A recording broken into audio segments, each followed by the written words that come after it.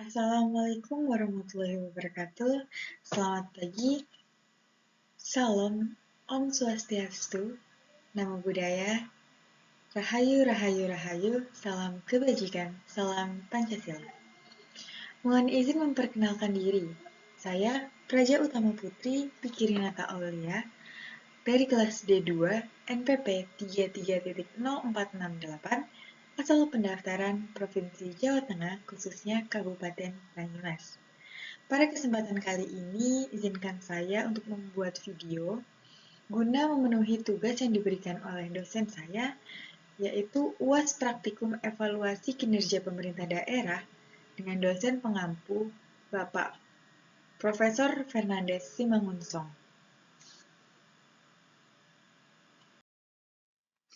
Pertanyaan pertama, apa itu RPJPD?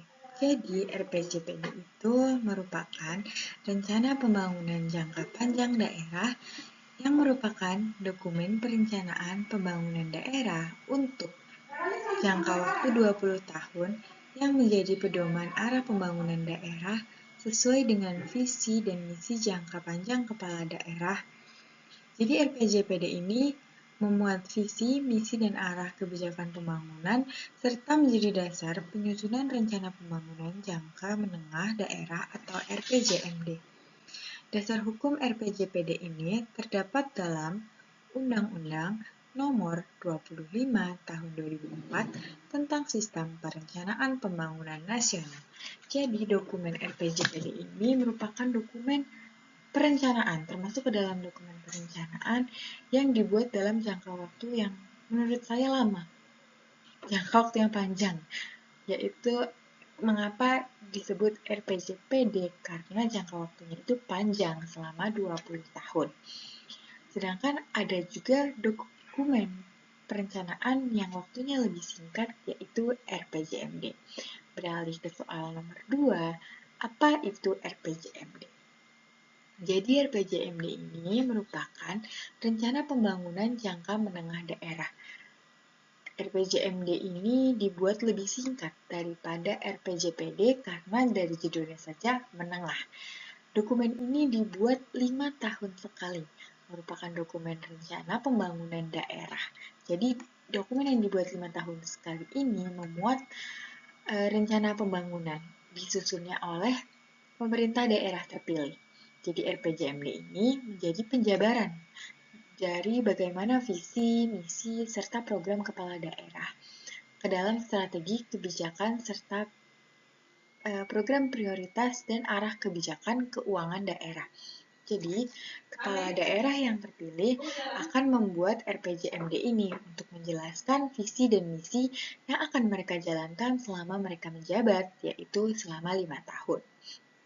Dasar hukumnya dari dokumen ini terdapat pada Pasal 18 Undang-Undang Nomor 25 Tahun 2004 serta diatur dalam Permendagri Nomor 86 Tahun 2017.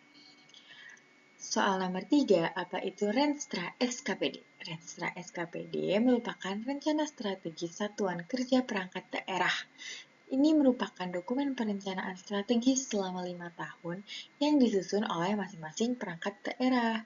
Jadi dokumen ini tuh isinya berisi visi, misi, tujuan, sasaran, strategi kebijakan, program, dan kegiatan perangkat daerah dalam rangka mencapai tujuan pembangunan yang ditetapkan dalam RPJMD. Jadi Renstra SKPD ini itu menjadi pedoman dalam penyusunan renja setiap tahunnya. Dokumen ini tuh menjadi pedoman bagaimana renja itu dibuat. Renja itu rencana kerja yang dibuat 1 tahun sekali. Jadi bagaimana OPD tersebut berjalan, arah berjalannya, arah programnya, apa kegiatan-kegiatannya itu tertuang dalam renja. Selanjutnya RKPD dan SPM. Jadi RKPD adalah Rencana Kerja Pemerintah Daerah. Ini merupakan dokumen perencanaan pembangunan daerah untuk jangka waktunya itu 1 tahun. Ini menjadi dasar penyusunan untuk APBD. Jadi RKPD ini menjabarkan prioritas pembangunan daerah. Rencana program, selanjutnya kegiatan tahunan. apa kegiatan, sub-sub kegiatan, program-program yang akan dijalankan oleh pemerintah daerah itu tertuang di sini. Sementara itu, SPM atau standar pelayanan minimal itu adalah ketentuan sebagai ketentuan mengenai jenis dan mutu pelayanan dasar yang wajib diterima oleh masyarakat sesuai dengan urusan pemerintah wajib yang menjadi kewenangan daerah. Jadi sesuai dengan urusan pemerintahan wajib yang menjadi kewenangan daerah itu ada juga tertera pada buku yang dibuat oleh Profesor Fernandes, Metodologi Penelitian Pemerintahan, pada halaman 33. Ini kewenangan pusat dan kewenangan daerah. Jadi ada urusan wajib dan urusan pilihan. Kalau kewenangan daerah itu ada urusan wajib serta urusan pilihan. Urusan wajibnya itu ada 26 dan urusan pilihannya itu ada 8. Selanjutnya, apa itu Renja SKPD? Jadi, Renja SKPD ini rencana kerja Satuan Kerja Perangkat Daerah, merupakan dokumen perencanaan tahunan. Ini isinya rencana program dan kegiatan SKPD. Ini tuh untuk periodenya dibuatnya itu 1 tahun anggaran. Jadi Renja SKPD ini merupakan penjabaran dari Renstra SKPD yang disesuaikan dengan prioritas pembangunan tahunan yang ada di dalam RKPD. Jadi dokumen ini itu untuk dasar penyusunan rencana kerja dan rencana anggaran SKPD. Selanjutnya nomor 6, apa itu IKU, IKK, serta IKD. Jadi IKU itu merupakan kepanjangan dari, singkatan kepanjangannya, indikator kinerja utama.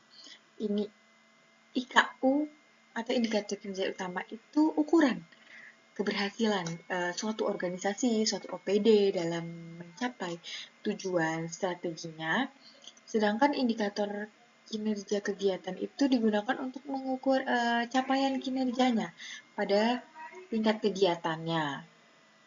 Di mana indikator kinerja daerah itu adalah ukuran kinerja yang digunakan untuk menilai keberhasilan pembangunan daerah secara keseluruhan. Jadi ketiga-tiganya itu merupakan indikator yang digunakan sebagai alat evaluasi dan dasar dari akuntabilitas kinerja pemerintah. Selanjutnya, nomor 7, apa itu Lakip Menpan RB? Jadi Lakip Menpan RB itu Lakip sendiri singkatannya adalah laporan akuntabilitas kinerja instansi pemerintah. Ini tuh laporan tahunan yang menggambarkan tingkat pencapaian kinerja instansi pemerintah terhadap sasaran dan tujuan yang telah ditetapkan. Lakip ini disusun sesuai dengan pedoman dari Kementerian Pendayagunaan Aparatur Negara dan Reformasi Birokrasi atau Kemenpan RB. Ini sebagai bentuk pertanggungjawaban atas pelaksanaan dan fungsi dari instansi pemerintah. Selanjutnya, apa itu LPJ KDH kepada DPRD? Ini sekarang berubah menjadi LKPJ KDH kepada DPRD. Apa sih bedanya?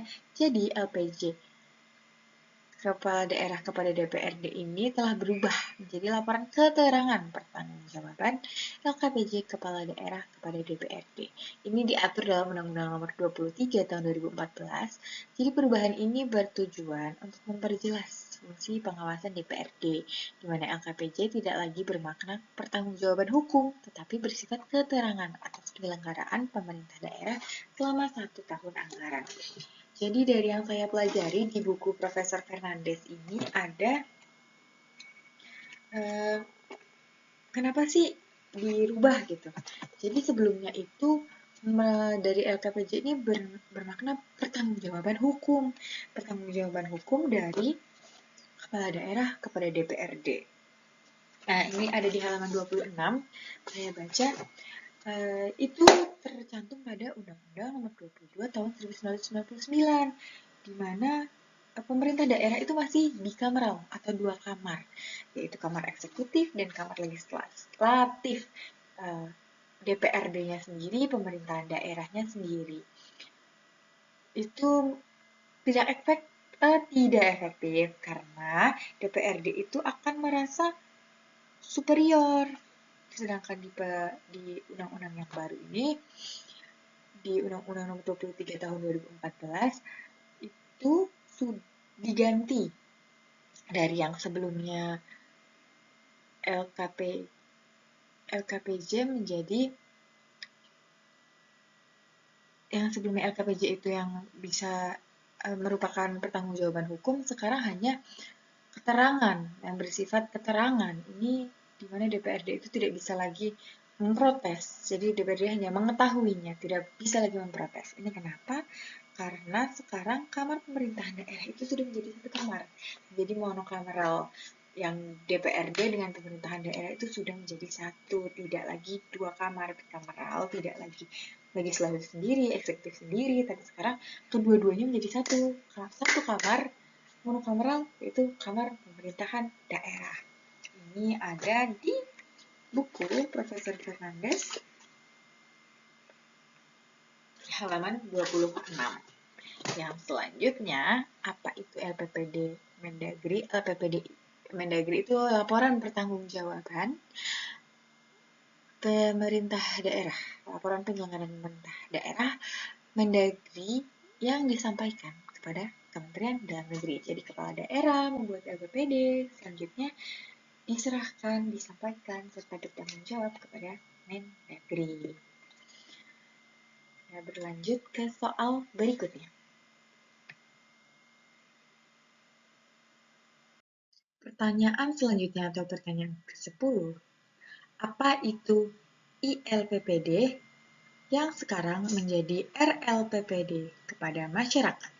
Jadi, informasi laporan penyelenggaraan pemerintah daerah atau ILPPD yang kini disebut sebagai ringkasan laporan penyelenggaraan pemerintah daerah, yaitu laporan yang wajib disampaikan kepala daerah kepada masyarakat sebagai bentuk transparansi kepada publik.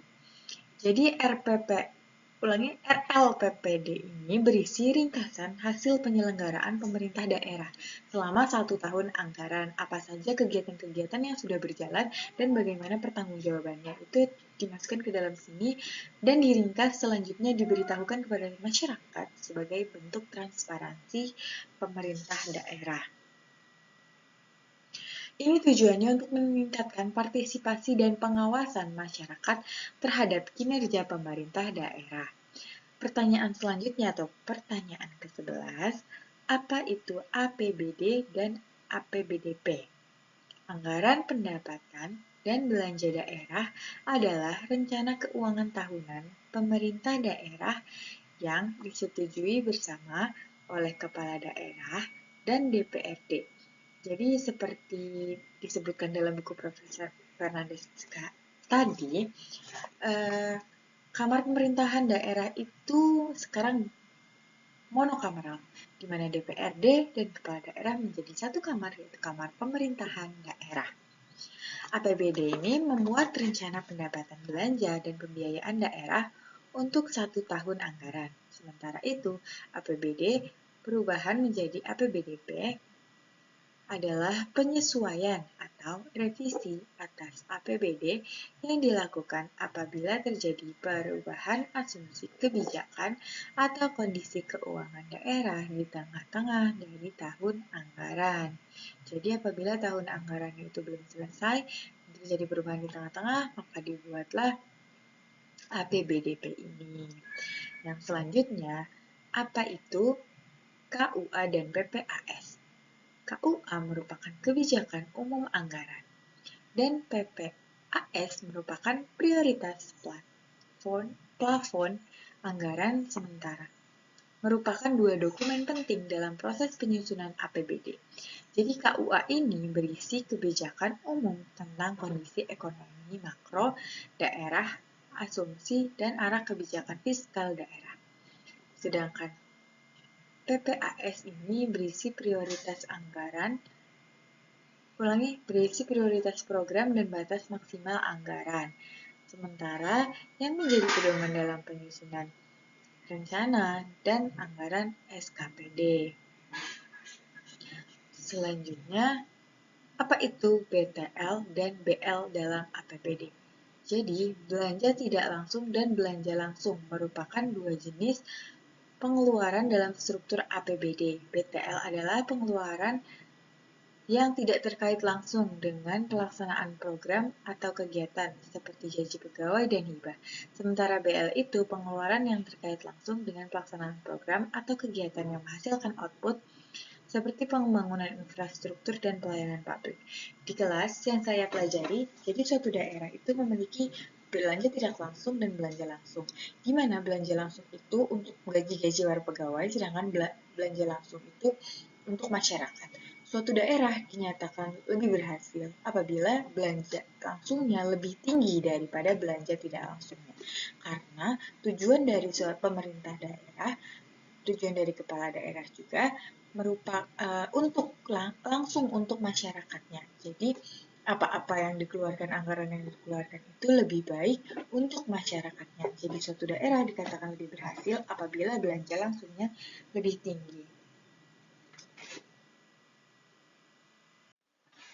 Ya, saya lanjutkan. Jadi di buku Profesor Fernandes yang berjudul Reformasi Birokrasi Indonesia Menuju Pemerintah Kelas Dunia ini dijelaskan pada halaman 8, di mana belanja tidak langsung dan belanja langsung ideal suksesnya sebuah daerah berotonomi apabila perbandingan belanjanya sudah memenuhi standar normal, yaitu standar perbandingan BTL dengan BL itu 50% banding 50%. Itu normal 50 banding 50. Sedangkan apabila moderat yaitu belanja tidak langsungnya 40% dan belanja langsungnya 60%, atau standar ekstrim yaitu sebesar belanja tidak langsungnya 30% dan belanja langsungnya 70%.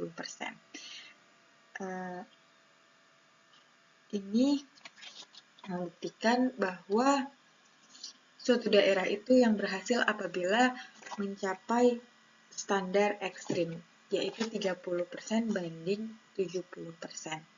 Di mana belanja tidak langsungnya atau untuk pegawainya sebesar 30%, sedangkan untuk masyarakatnya langsung sebesar 70%. Selanjutnya, apa itu SAKIP, BPK, Opini, WTP, WDP, Disclaimer. SAKIP merupakan sistem akuntabilitas kinerja instansi pemerintah, merupakan sistem integratif yang mencakup perencanaan, pengukuran pelaporan, dan evaluasi kinerja instansi pemerintah. Badan Pemeriksa Keuangan memberikan opini terhadap laporan keuangan pemerintah dengan 4 kategori, yaitu wajar tanpa pengecualian atau WTP, wajar dengan pengecualian atau WDP, tidak wajar, dan disclaimer atau tidak memberikan opini. Opini tersebut mencerminkan tingkat kewajaran pelaporan keuangan pemerintah. Selanjutnya, apa itu SOP berisi SHSR, SPPD, ASN, PNS, dan P3K. Jadi, standar operasional prosedur adalah pedoman atau instruksi kerja yang menjelaskan langkah-langkah pelaksanaan kegiatan secara sistematis agar tercapai efisiensi dan konsistensi kerja.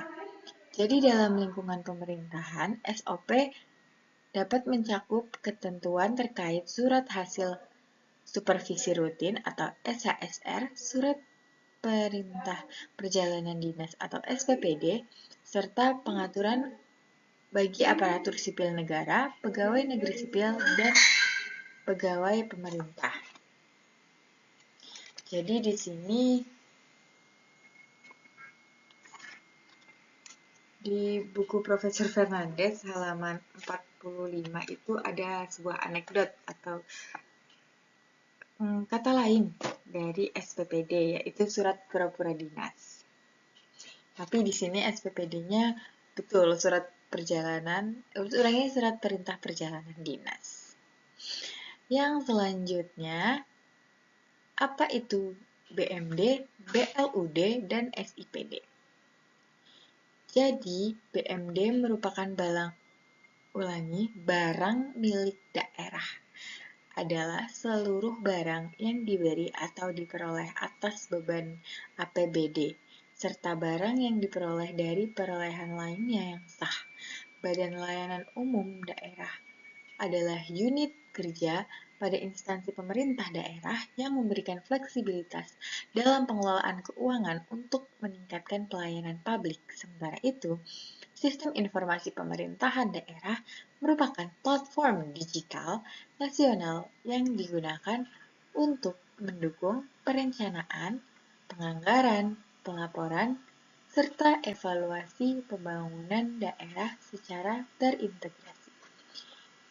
Jadi, itu tadi bagaimana jawaban dari apa itu ILPPD yang sekarang menjadi RLPPD kepada masyarakat, serta apa itu APBD dan APBDP. Selanjutnya, apa itu KUA dan PPAS, apa itu BL dan BTL dalam APBD, serta apa itu sakit, BPK, opini, WTP, WDP, dan disclaimer.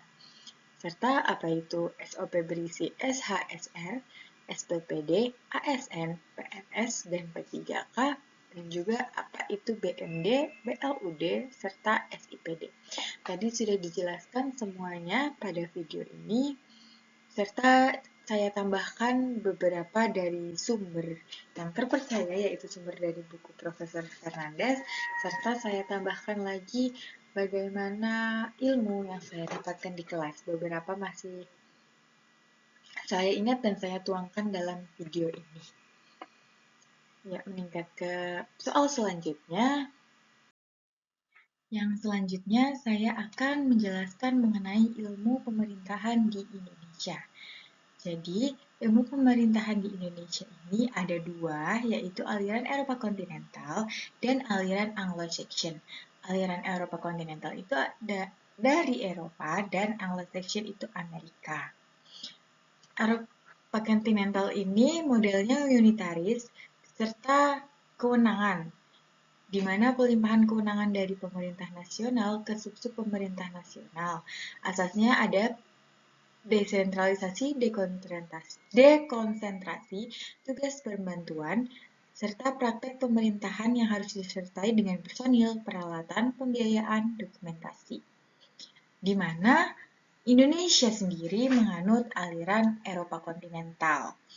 Dijelaskan di buku Profesor Fernandes, Metodologi Penelitian Pemerintahan pada halaman 24. Di sini dituliskan bahwa mengapa Indonesia menganut aliran Eropa kontinental?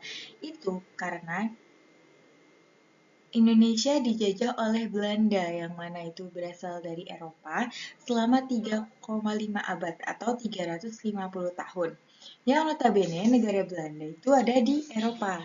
Yang uniknya, ilmu pemerintahan di Indonesia bahwa Indonesia dijajah oleh Eropa. Namun putra-putri terbaik Indonesia justru mendalami ilmu pemerintahan dan melanjutkan studi ke Amerika, sehingga membawa aliran Anglo-Saxon. Bukannya belajar ke luar negeri ke negara-negara Eropa yang mempelajari mengenai aliran ilmu pemerintahan yang sama dan sejalan seperti adanya di Indonesia. Itu dari pusat ke daerah-daerah atau dari atas ke bawah, di mana dari pusat, dari pemerintah pusat, dari presiden, dari DPR pusat, dan lain-lainnya, itu memberikan 3 asas, yaitu desentralisasi, dekonsentrasi, serta tugas pembantuan kepada sub-sub pemerintahan nasional atau kepada pemerintah daerah. Jadi dari atas ke bawah atau dari pusat ke daerah. Sedangkan yang satunya yaitu aliran Anglo-Saxon yang berasal dari Amerika itu modelnya federalis. Lalu menggunakan power atau kekuatan serta penyerahan kekuasaan dari state atau dari negara bagian ke central state, yaitu ke pemerintah pusat. Asasnya itu devolution, praktek pemerintahan hanya disertai dengan pembiayaan dan dokumentasi. Jadi, aliran Anglo-Saxon ini kebalikan dari aliran Eropa kontinental, di mana dari bawah ke atas, yaitu dari negara-negara bagian ke pusat, seperti contohnya di Amerika.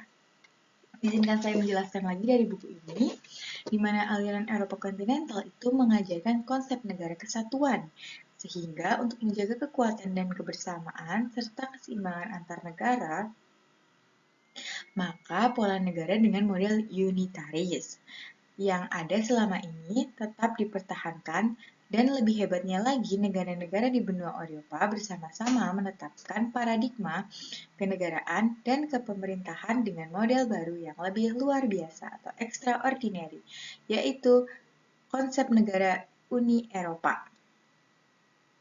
Selanjutnya, di sisi lain, konsep legislatif dan eksekutif yang dikenalkan oleh aliran Anglo-Saxon atau Amerika merupakan dua bagian yang diatur dalam kamar yang berbeda, atau seperti tadi dijelaskan, yaitu kamar-kamar bicameral atau dua kamar, di mana kamar legislatif dan kamar eksekutif itu masing-masing, jadi tidak menjadi satu kamar seperti itu, jadi berbeda-beda, memiliki tupoksinya masing-masing. Sedangkan di Indonesia sendiri itu menganut aliran Eropa kontinental. Alasannya tadi karena Indonesia dijajah oleh Belanda selama 3,5 abad, sehingga Indonesia melanjutkan hal tersebut. Lebih kerennya lagi, sangat bangga saya saat ini mengenyam pendidikan di Institut Pemerintahan Dalam Negeri, di mana dikatakan oleh Profesor Fernandes bahwa IPDN merupakan bagian dari sejarah pemerintahan Indonesia, di mana IPDN ini berdiri sejak zaman Belanda dulu. Jadi IPDN ini mengikuti perkembangan dari ilmu pemerintahan yang ada di Indonesia, di mana saat itu saya ingat sekali Profesor Fernandes mengatakan bahwa apabila IPDN dibubarkan atau apabila membubarkan IPDN sama saja membubarkan sejarah dari ilmu pemerintahan yang ada di Indonesia. Karena berdirinya IPDN sejak dahulu, sejak zaman Belanda hingga saat ini, menjadi sejarah penting ilmu pemerintahan yang ada di Indonesia.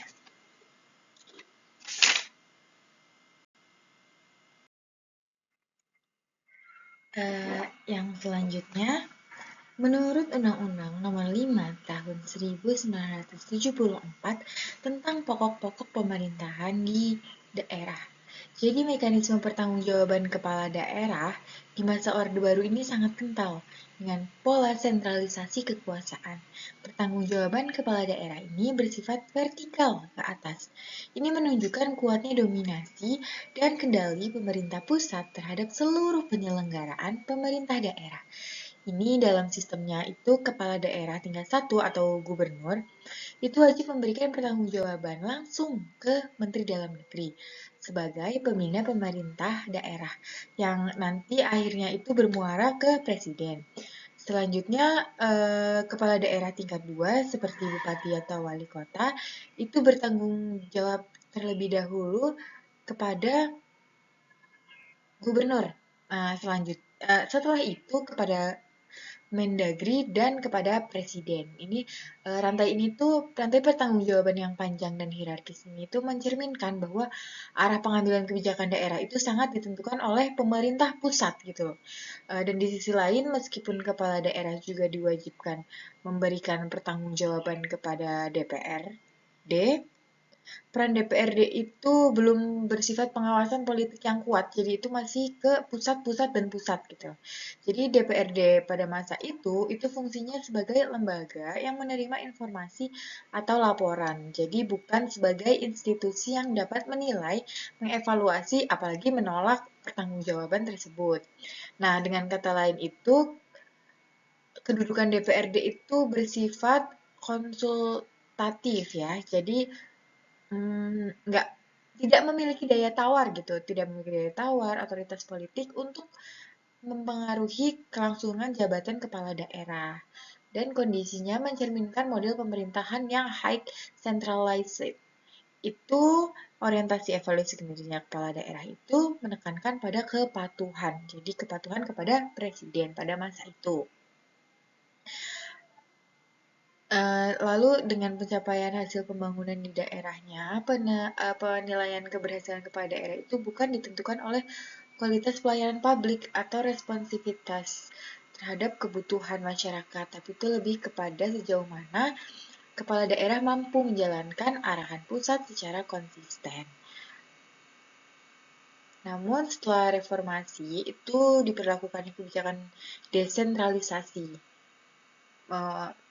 Desentralisasi dengan undang-undang yang baru, yaitu Undang-Undang Nomor 22 Tahun 1999, dan kemudian disempurnakan lagi dengan Undang-Undang Nomor 23 Tahun 2004, lalu dengan Undang-Undang 23, ulangi tadi 32 ya, 2004, lalu yang 2014 ini Undang-Undang Nomor 23.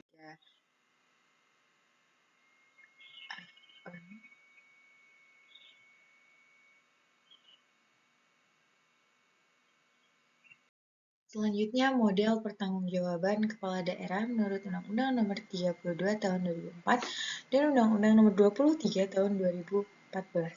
Jadi, model pertanggungjawaban kepala daerah ini ya yang pasca reformasi itu menghadirkan sistem yang lebih komprehensif, di mana lebih transparan dan akuntabel dibandingkan dengan model yang berlaku pada era sentralisasi sebelumnya. Apabila sebelumnya itu bertanggung jawabnya pada presiden, serta DPRD tadi kurang kuat, pada undang-undang yang baru ini dirubah. Di mana dibandingkan dengan model yang berlaku era sebelumnya, jika pada Undang-Undang Nomor 5 Tahun 74 ini pertanggungjawabannya kepala daerah hanya bersifat vertikal, yaitu mekanismenya hanya ke atas, hanya ke presiden. Kini mekanisme tersebut telah berkembang menjadi multi arah, di mana melibatkan pemerintah pusat, DPRD, dan juga masyarakat sebagai pemangku kepentingan utama. Karena tentu apa yang kita lakukan dan apa yang kita buat ini kan yang paling besar adalah keinginan kita adalah dampaknya untuk masyarakat. Tentu kita juga perlu mempertanggungjawabkan atau melaporkan hal tersebut kepada masyarakat itu sendiri sebagai pemangku kepentingan utama dalam penyelenggaraan pemerintah daerah. Model ini mencerminkan perubahan besar dalam tata kelola pemerintahan menuju ke praktik-praktik good governance yang menekankan keterbukaan, akuntabilitas, serta partisipasi dari publik. Selanjutnya, dalam rangka regulasi terbaru tentang pemerintah daerah, seorang kepala daerah ini diwajibkan untuk menyampaikan 3 jenis laporan pertanggungjawaban dengan fungsi dan tujuan yang saling melengkapi. Yang pertama itu ada LPPD, jadi laporan penyelenggaraan pemerintah daerah ini pertanggungjawabannya itu administratif dari kepala daerah kepada pemerintah pusat, yang tentunya melalui Menteri Dalam Negeri. Lalu laporan ini memuat capaian kinerja urusan pemerintah, wajib maupun pilihan, indikator dari pembangunan daerah, serta evaluasi terhadap pelaksanaan kebijakan strategis. Jadi LPPD ini digunakan pusat untuk melakukan pembinaan dan pengawasan umum terhadap jalannya pemerintah daerah, serta memastikan konsistensi pelaksanaan kebijakan nasional di tingkat lokal. Yang kedua itu ada LKPJ, yaitu laporan keterangan pertanggungjawaban kepada DPR yang memiliki karakter itu politik administratif. Jadi yang tadi LPPD itu ke atas, KPJ ini ke samping, yaitu kepada DPRD. Ini berfungsi sebagai instrumen evaluasi kinerja tahunan kepala daerah oleh DPRD. Jadi yang beberapa berperan sebagai representasi politik masyarakat daerah itu ya DPRD, seperti itu mewakili masyarakat. Jadi melalui mekanisme ini itu pembahasan LKPJ, DPRD itu bisa memberikan rekomendasi, kritik atau penilaian dan masukan strategis bagi penyempurna kebijakan di tahun-tahun yang selanjutnya, seperti itu. Berbeda dengan masa sebelumnya pada Undang-Undang Nomor 5 Tahun 1947 itu, sekarang ini DPRD-nya lebih memiliki otoritas yang lebih kuat seperti tadi saya katakan. Jadi bagian dari sistem check dan balance-nya itu mengontrol jalannya pemerintahan daerah. Lalu di sini bisa dijelaskan, bisa dilihat yang ketiga itu ada IPPD atau Informasi Penyelenggaraan Pemerintah Daerah. Kini lebih dikenal sebagai Raport Penyelenggaraan Pemerintah Daerah atau RPPD. Ini itu ditunjukkan kepada pemangku kepentingan utama atau fokus utama kita, yaitu kepada masyarakat sendiri. Jadi IPPD atau RPPD ini fungsinya untuk instrumen masyarakat transparansi publik, di mana pemerintah daerah itu menyampaikan informasi mengenai hasil pembangunan, siapa yang kinerja, kondisi keuangan, serta program yang telah dan akan dilaksanakan melalui IPPD. Masyarakat ini bisa menilai sejauh mana sih pemerintah daerah itu menjalankan mandatnya secara terbuka dan bertanggung jawab, sehingga memperkuat kontrol sosial dan mendorong partisipasi dari publik atau dari masyarakat itu sendiri. Jadi dengan adanya 3 jenis laporan ini, mekanisme pertanggungjawaban kepala daerah itu mengalami transformasi signifikan dari yang sebelumnya hanya ke atas, pokoknya tujuannya presiden, bisa langsung ke presiden, maupun ke gubernur dulu, ke mendagri dulu, ujung-ujungnya ke presiden lagi, dan hanya satu ke atas, begitu. Sedangkan yang sekarang ini ke multi arah, ada ke atas, ada ke samping, serta ada ke bawah. Jadi, sistemnya itu lebih akuntabel secara administratif, politis, dan juga sosial. Evaluasi kinerja kepala daerah ini dilakukan secara berlapis, di mana pemerintah pusat mengevaluasi aspek administratif dan kebijakan makro, DPRD itu mengevaluasi kebijakan politik dan responsivitas kebijakan, serta dari masyarakatnya sendiri itu akan menilai bagaimana sih keterbukaan dari pemerintah daerah atau kepala daerah tersebut, serta hasil pembangunan dan relevansi program yang terhadap kebutuhan publik, di mana pergeseran dari model pertanggungjawaban vertikal ke model multi arah ini menunjukkan bahwa penyelenggaraan pemerintah daerah tidak lagi dipandang sebagai aktivitas birokratis semata, tapi juga proses kolaboratif yang menuntut integrasi antara kepentingan pusat, representasi politik daerah, dan juga aspirasi dari masyarakat itu sendiri. Nah, hal ini itu sejalan sama prinsip-prinsip good governance, yaitu akuntabilitas, melalui kewajiban melapor kepada berbagai pihak, transparansi, melalui penyajian informasi kepada publik atau masyarakat, serta yang partisipasi melalui keterlibatan DPRD dan masyarakat dalam mengevaluasi. Di mana model pertanggungjawaban kepala daerah modern itu nggak hanya ke atas, tapi ke kanan, ke bawah juga. Menciptakan sistem pemerintahan yang responsif, adaptif, dan juga berorientasi pada kinerja serta pelayanan publik yang berkualitas. Model ini itu menjadi fondasi penting terwujudnya pemerintah daerah yang bersih, efektif, dan juga berinteraksi secara sehat dengan masyarakat yang dilayaninya, di mana masyarakat itu sebagai pemangku kepentingan utama juga harus mengetahui, juga memiliki hak untuk mengetahui, di mana hal tersebut menjadi transparansi. Jadi kepala daerah itu bertanggung jawab ke atas, ke samping, dan juga ke bawah, tidak seperti sebelumnya yang hanya ke atas.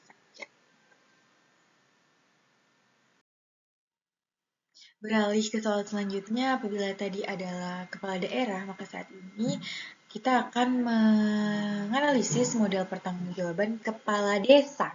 Ini menurut Undang-Undang Nomor 6 Tahun 2014. Kenapa BPD 1 panah berbeda ke DPRD yang 2 panah? Jadi, berdasarkan Undang-Undang Nomor 6 Tahun 2014 tentang Desa, mekanisme pertanggungjawaban dari kepala desa ini dirancang untuk memastikan bahwa penyelenggaraan dari pemerintahan desa ini berlangsung secara transparan, akuntabel, dan sesuai kebutuhan masyarakat. Berbeda dengan model pertanggungjawaban tingkat daerah yang tadi kita bahas itu, yang lebih syarat dengan unsur politik. Pertanggungjawaban kepala desa ini bersifat administratif, konsultatif, dan sosial. Ini mencerminkan karakter desa sebagai entitas pemerintahan terendah yang mengutamakan musyawarah dan kedekatan dengan warganya. Jadi dalam kerangka regulasi ini, kepala desa itu memiliki tanggung jawab kepada tiga pihak. Yang pertama itu ke atas atau bupati atau wali kota, ke samping kepada Badan Permusyawaratan Desa atau BPD, dan kepada tentunya masyarakat desa.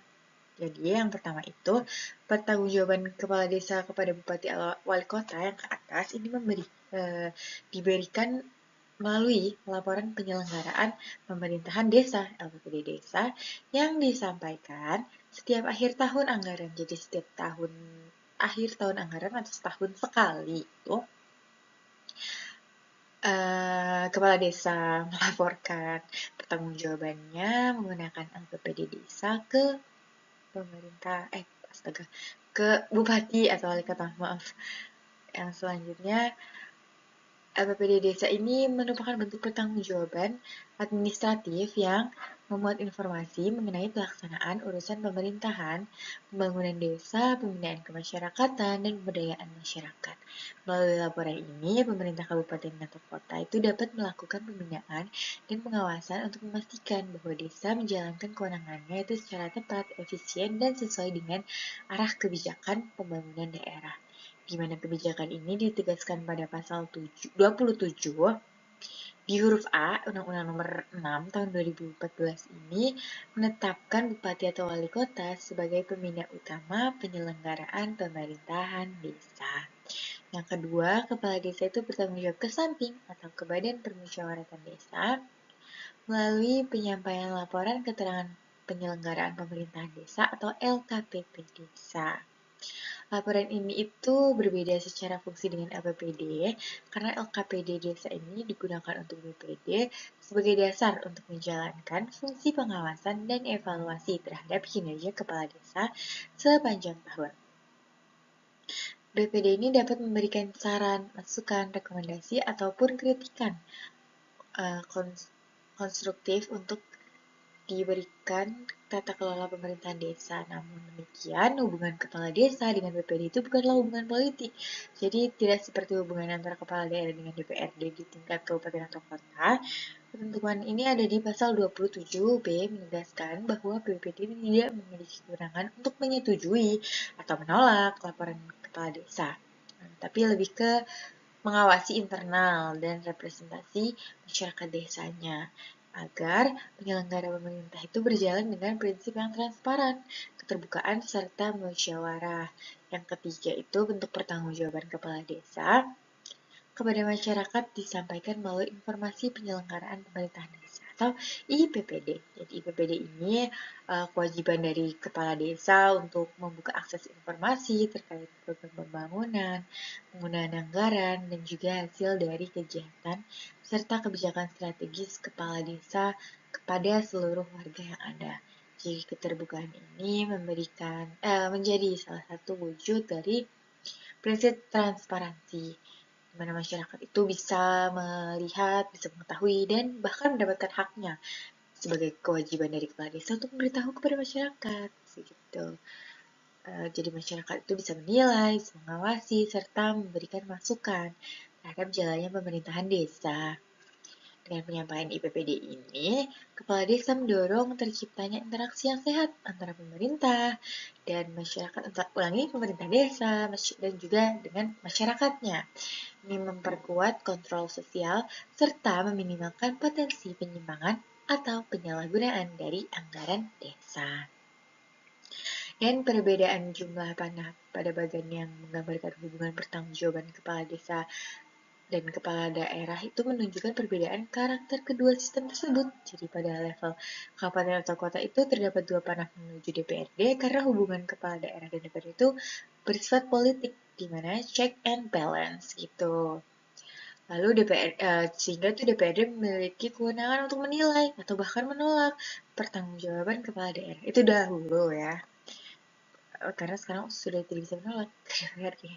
Nah, sementara itu pada level desa itu terdapat panahnya itu cuma satu ke BPD. Jadi karena hubungan ini bersifat konsultatif dan pengawasan internal, jadi bukan merupakan hubungan politik.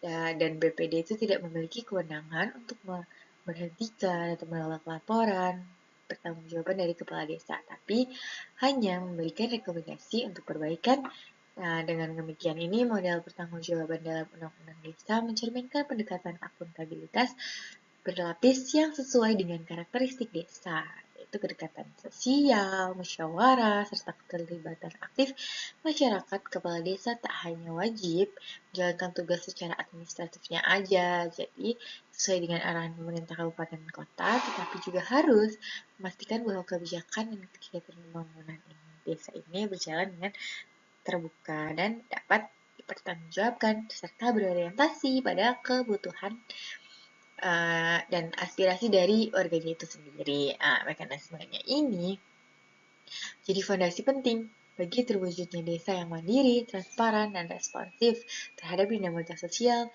masyarakat. Jadi itu bagaimana model pertanggungjawaban kepala desa menurut Undang-Undang Nomor 6 Tahun 2014 yang berbeda dengan pemerintah daerah sebelumnya. Kalau pemerintah daerah itu panahnya dua, dari kepala daerahnya ke DPRD, dari DPRD ke kepala daerah. Namun berbeda hubungannya dengan kepala desa dengan BPD, karena hubungan kepala desa dengan BPD itu bukan merupakan hubungan politik. Seperti itu. Dan selanjutnya, soal yang selanjutnya itu jika melihat contoh visi sebuah kabupaten X dan Y di bawah ini, yaitu yang pertama yang X, terwujudnya Kabupaten X yang damai, maju, sejahtera, demokratis, dan tangguh, serta berdaya saing di atas landasan cinta kasih, kejujuran, keadilan, dan kerja keras. Yang selanjutnya, dibandingkan dengan visi Kabupaten Y, yaitu Kabupaten Y maju berbasis budaya Y yang unggul di bidang kelautan, perikanan, pariwisata, serta pertanian. Lalu saya masukkan visi kabupaten kota saya. Visi Kabupaten Banyumas yaitu mewujudkan Banyumas yang maju, adil, makmur, dan mandiri. Jadi telah dianalisis atau diidentifikasi visi kabupaten saya mewujudkan Banyumas yang maju, adil, makmur, dan mandiri. Ini masuk ke dalam visi Kabupaten X, di mana visi tersebut belum jelas menjelaskan maju di bidang apa, melalui bidang apa kita akan mencapai tujuan kita, memanfaatkan potensi keunggulan daerah kita yang mana, itu belum jelas. Dimana di Kabupaten X itu ada sejahtera, damai, maju, demokratis, serta tangguh. Tapi kita belum tahu dan tidak dijelaskan di situ. Tidak disebutkan kita maju di bidang apa. Bagaimana cara kita mewujudkan tersebut. Belum jelas potensi apa yang akan kita kembangkan yang akan dimanfaatkan untuk mencapai visi misi dari daerah tersebut. Sedangkan di Kabupaten Y sudah jelas di mana kita ingin unggul, ingin maju dengan potensi yang ada dan disebutkan secara jelas. Potensinya yaitu di bidang kelautan, perikanan, pariwisata, serta pertanian. Jadi untuk visi Banyumas itu masih masuk ke visi yang X yang belum menjabarkan atau bahkan menyebutkan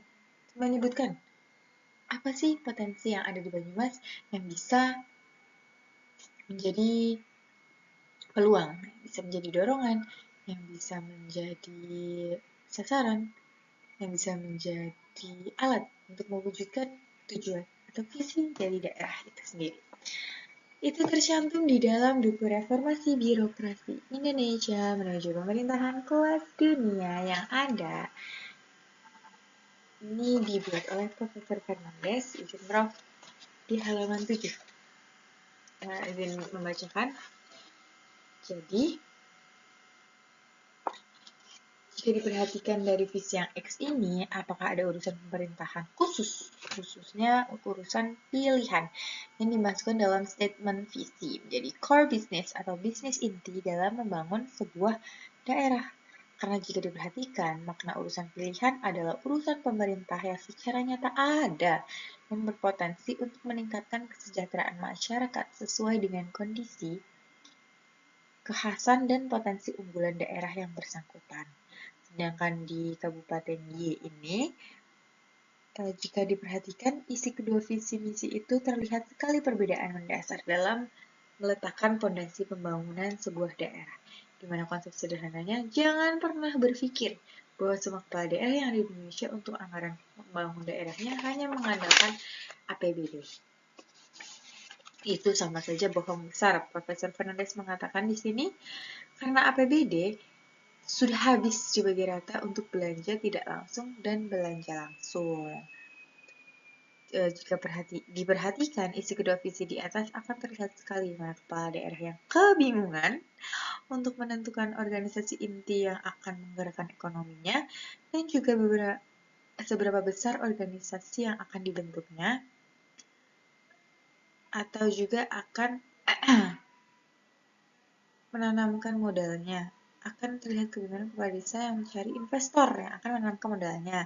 Dimana jika visi bisnis pengusaha tersebut tidak sesuai atau tidak nyambung dengan visi yang akan dikembangkan oleh sebuah daerah, atau lebih simpel lagi terlihat jika kepala daerah ingin mencari atau berburu atau meminta bantuan atau dana hibah ke Jakarta yang senantiasa disalurkan oleh negara melalui kementeriannya. Kira-kira kepala daerah mana yang tidak akan bingung mencari hibah dari kementerian?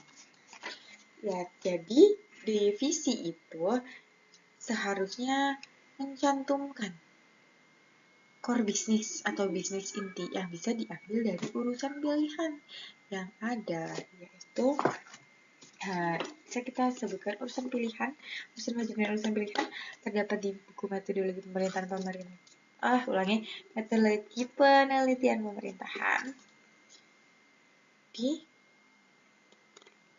halaman 33, kewenangan pusat dan kewenangan daerah, di mana kewenangan pilihan itu ada, urusan pilihan itu ada 8. Urusan pilihan itu sesuai dengan potensi daerah atau keunggulan masing-masing daerah, di mana urusan pilihan itu ada 8, yaitu kelautan dan perikanan, pertanian, kehutanan, energi dan sumber daya mineral, pariwisata, industri, perdagangan, serta ketransmigrasian. Jadi seharusnya suatu kabupaten itu apabila ingin membuat visi, jelas potensi keunggulan daerah mana yang mau ditajamkan, yang diambil dari urusan pilihan yang ada. Jadi Banyumas sendiri masih belum memenuhi dari visi Kabupaten Y karena belum mencantumkan urusan pilihan atau potensi daerah yang ada di Kabupaten Banyumas. Nah, yang selanjutnya misi dari Kabupaten Banyumas akan saya bacakan.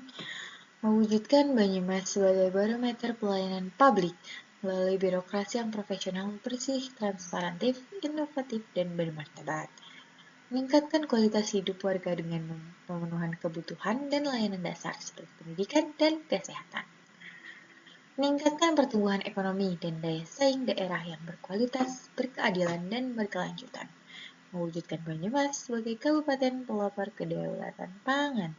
Menciptakan iklim investasi yang berorientasi pada perluasan kesempatan kerja berbasis potensi lokal dan ramah lingkungan.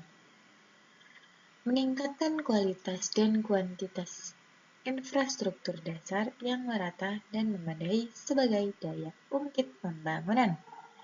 Mewujudkan kemandirian ekonomi dengan menggerakkan industri kerakyatan, pariwisata, industri kreatif berbasis sumber daya lokal. Mewujudkan tatanan masyarakat yang berbudaya serta berkepribadian dengan menjunjung tinggi nilai nasionalisme dan religius. Jadi hubungan antara jumlah misi daerah dan masa jabatan kepala daerah atau KUAPPAS itu saling berkaitan, di mana dalam sistem perencanaan pembangunan daerah jumlah misi itu harus disesuaikan dengan masa jabatan kepala daerah 5 tahun agar setiap misi dapat dicapai secara realistis dan terukur. Di mana visi itu menjadi arah pembangunan jangka menengah, sedangkan misi itu langkah strategis untuk mewujudkan daripada si visi itu sendiri. Jadi isi misi itu nggak Isi dari misi tidak boleh lepas dari visi, karena misi merupakan penjabaran konkret dari arah besar pembangunan daerah. Selanjutnya, KUAP PAS itu berperan sebagai dasar penyusunan APBD yang mengarahkan kebijakan dan prioritas anggaran sesuai visi dan misi kepala daerah. Dengan demikian, setiap program dan kegiatan perangkat daerah harus mendukung pencapaian tujuan pembangunan yang telah ditetapkan. Nah, jadi itu di mana visi dan misi dari kepala daerah itu harus menonjolkan potensi daerahnya yang ada. Lalu, visi itu harus realistis dan tertarget seperti itu.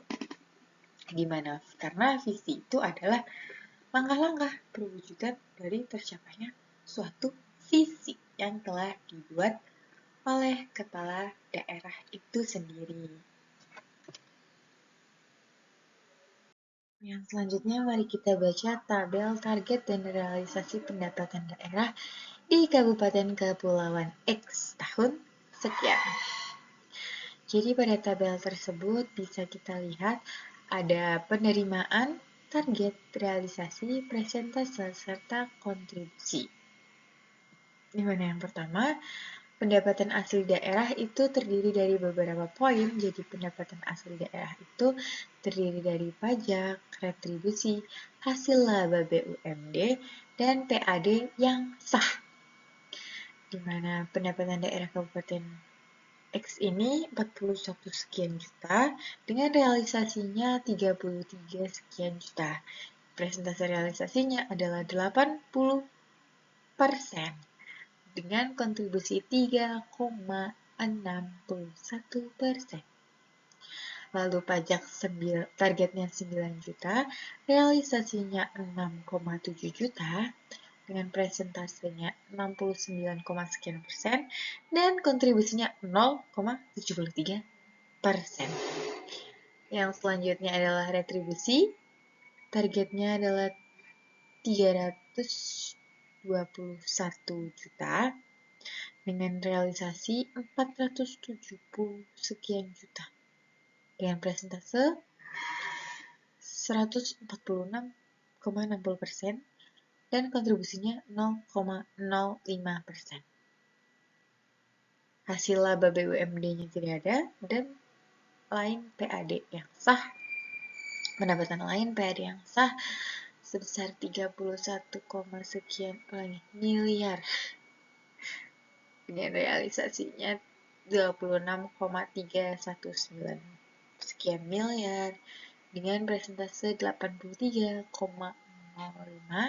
dan kontribusinya 2,83%.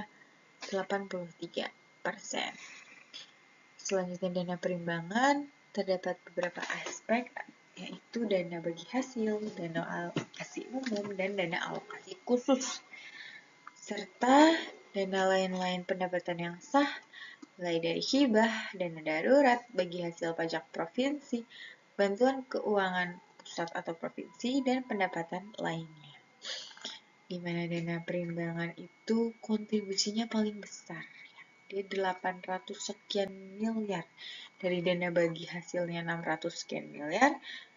Dana alokasi umumnya 169 miliar dan dana alokasi khususnya 29 miliar. Selanjutnya dana lain-lain pendapatan yang sahnya, dana hibah tidak ada, dana darurat tidak ada, dana bagi hasil pajaknya 15, sekian miliar, dana bantuan keuangannya 12, sekian miliar. Dengan berdasarkan kolom tersebut terlihat bahwa kontributor terbesarnya itu kontributor terbesar dari pendapatan daerahnya itu ada di dana perimbangan, khususnya di dana bagi hasil dan dana alokasi umum. Itu kontribusinya mencapai 92,83% dari total pendapatan. Hal ini itu menunjukkan bahwa ketergantungan daerah terhadap transfer dari pemerintah pusat yang sangat tinggi. Sementara PAD-nya itu hanya memberikan kontribusi sekitar 3,61% dan lain-lain sekitar 3,56%. Kondisi ini menandakan bahwa kemampuan fiskal daerah itu masih rendah dan pemberian keuangannya itu belum optimal. Jadi setelah dilihat tabel ini, disimpulkan bahwa meskipun targetnya terlampaui, tapi struktur penerimaannya masih belum ideal karena dominasi dana perimbangan. Jadi dengan demikian, daerah ini perlu memperkuat lagi strategi intensifikasinya dan ekstensifikasinya dari PAD tersebut, meningkatkan kualitas pelayanan publik dan berpotensi untuk menghasilkan penerimaan serta mendorong kemandirian fiskal agar tidak perlu bergantung pada transfer pusat. Ya, yang saya pelajari dari pelajaran di kelas, di mana apabila diibaratkan seorang anak, seorang remaja, atau seorang yang sedang lebih dewasa itu, suatu daerah ini masih belum baik karena dia masih meminta, terus-terusan meminta kepada orang tuanya. Sementara hasil yang ia hasilkan sendiri belum sebanyak yang dari orang tuanya, bahkan sangat jauh. Jadi kurang baik, dimana kita harus meningkatkan pendapatan asli daerah itu sendiri. Bisa apabila tadi kita ulangi diibaratkan manusia, kita harus bisa bekerja sendiri. Jangan terus-terusan mengandalkan dari uang dari orang tua. Seperti itu. Pada tabel selanjutnya yaitu anggaran dan realisasi belanja daerahnya, yaitu belanja langsung dan belanja tidak langsung, di mana belanja langsungnya atau belanja pegawai yang terdiri dari belanja pegawai, belanja hibah, belanja bantuan sosial, belanja bagi hasil kepada pemerintah desa, belanja bantuan keuangan, belanja tidak terduga, dan belanja bunga, serta belanja langsung yaitu belanja pegawai, belanja barang dan jasa, serta belanja modal. Jika dilihat-lihat, daerah ini sudah baik. Mengapa? Karena belanja tidak langsungnya tidak lebih dari belanja langsung, atau belanja langsungnya lebih besar, bahkan jauh lebih besar dari belanja tidak langsung. Bisa dilihat itu gimana di buku Profesor Fernandes ini dijelaskan bahwa daerah tersebut belanja tidak langsungnya 32 sekian persen, sedangkan belanja langsungnya 67, sekian persen itu bisa digolongkan ke standar ekstrim. Karena 30% dengan 70% itu sudah termasuk yang paling bagus standar ekstrim, karena belanja langsungnya lebih banyak, lebih besar dibandingkan belanja tidak langsung. Dimana belanja langsung itu kan untuk masyarakat sendiri, sedangkan belanja tidak langsung kan untuk pegawai. Nah, sedangkan tujuan suatu pemerintahan daerah atau pemerintahan bahkan itu untuk masyarakatnya. Jadi uangnya itu di daerah ini lebih banyak langsung diterima dan dirasakan oleh masyarakatnya itu sendiri. Pada tabel selanjutnya, ini melihat kontribusi pada kolom 6, itu bisa disampaikan kepada pimpinan bahwa realisasi anggaran itu didominasi oleh beberapa SKPD besar seperti Dinas Pendidikan, Dinas Kesehatan, Dinas PU, dan DKP yang menyumbang porsi terbesar dari total belanja daerah. Hal ini menunjukkan bahwa prioritas pembangunan daerah masih terfokus pada sektor layanan dasar dan infrastruktur. Sebaliknya pada SKPD lain, kontribusinya itu di bawah 1%. Ini menunjukkan kecilnya alokasi anggaran atau rendahnya penyerapan program. Walaupun total realisasinya melebihi 100%, yaitu 129%, kondisi ini mengharuskan pemerintah meningkatkan pemerataan kinerja lintas SKPD dan memastikan bahwa penyerapan anggaran yang tinggi benar-benar berorientasi pada hasil pembangunan dan bukan sekedar pemenuhan administrasi.